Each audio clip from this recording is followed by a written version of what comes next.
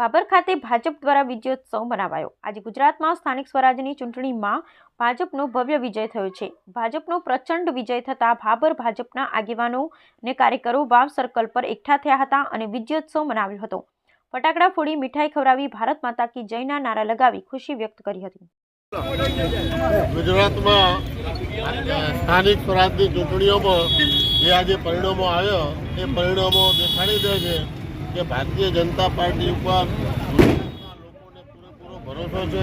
90% થી 95% નગરપાલિકાઓ ભારતીય જનતા પાર્ટીની આવી, તાલુકા પંચાયત રિઝલ્ટ પણ આવ્યા છે। તો જે નરેન્દ્રભાઈ મોદી સાહેબના સરકારમાં જે લોકોને વિશ્વાસ છે તે ખરેખર આપણે સૌ જાણીએ છીએ અને ગુજરાતનો જે વિકાસ થઈ રહ્યો છે તે વિકાસ પણ લોકો જાણે છે અને એ લોકોએ આજે આ પરિણામ આપણને આપી અને ગુજરાતની આન શાન વધારી।